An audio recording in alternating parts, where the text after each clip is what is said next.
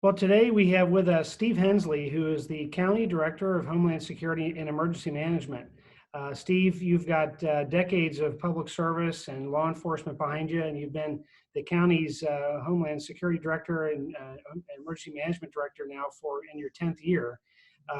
So we could talk about that alone, but we want to focus on COVID-19 and the pandemic that's obviously affecting our community. Your day to day, moment by moment, on top of this, and the point person for the county and dealing with the health department, the health providers, and law enforcement. But maybe you could speak for a moment. First of all, what is your engagement with our neighboring counties and the state? What does that look like on a day to day basis for you?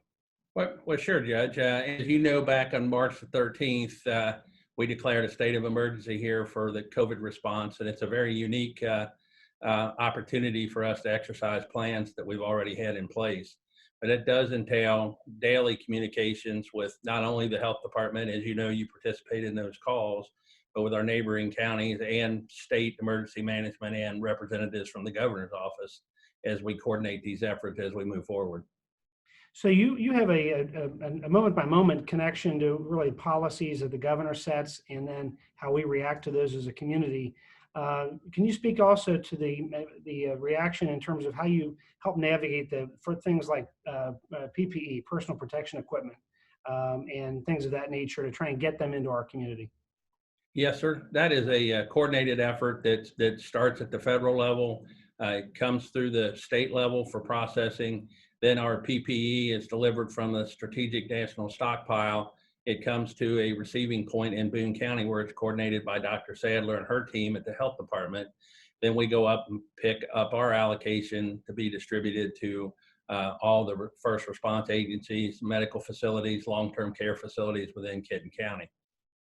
And that's the manufactured product, of course. And we have to note the fact all these people who are making these different bands and different masks that people can be using in their community and donating those has been a great benefit, I think, and you would agree with that, I'm sure. One thing I wanted to ask you about, we've just recently been informed that we're going to be the Northern Kentucky host for this first level of testing, more broad testing, but not as broad as some people think. Maybe you could speak to this drive-through testing that's going to be happening and in our community. Yes, sir. We have been working very closely with State Emergency Management Director Dossett and his team. That's a direct extension of the governor, and basically in an attempt to basically address a need that has been referenced several times, and that is additional testing here in Northern Kentucky. The rollout, which starts tomorrow, which will be Wednesday, will entail testing of very specific groups of people. They're tiered level, and basically it's going to be medical providers that are on the front lines dealing with these patients, first responders that obviously are out here in the transport and exercising all the due precautions associated with these responses. And then in addition to that, it will be anybody in an age category 65 or over that has chronic health conditions. Now, the process is very important to note that this process is you go into the Kroger website, the Kroger Little Clinic website, and there's a criteria that has to be met. There's a questionnaire that has to be addressed, and you have to show the signs and symptoms. They're not testing people just because they've had an exposure. You have to have the signs and symptoms very consistent with the practice and policies that are in place at St. E and other locations that are doing testing.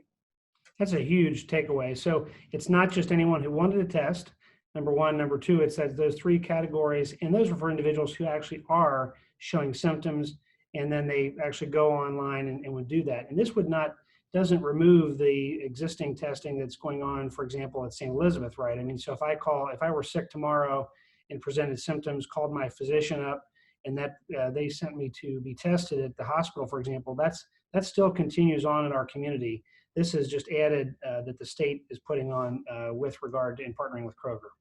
That is correct, and it's going to be all the same criteria and all the same format. And it's also important to note that from the beginning of this, we're all kind of learning some of these processes together, and the partnership that we have with St. E, Gary Blank, Garen Colvin, Dr. Sadler, and her team, there have been many enhancements made. St. E worked very, very hard to improve their first responder testing protocols. They are currently in place. The results are coming back much quicker and more efficiently than they did initially. And again, this is a very unique experience and an event, and we're all kind of learning some of these things together and improving as we move forward. Well, Steve, I know I want to say thank you on all the work you do, and it's amazing. You know, you're used to going out to these wrecks on 75 and or other catastrophes happening in the community and keeping us safe. And we do appreciate the work and your team does every day. So, and thanks for especially this effort. Hopefully, we're wrapping up COVID-19 sooner than later, right, for everybody. Yes, sir. We hope and pray that's the case. Thanks, Steve. Thank you.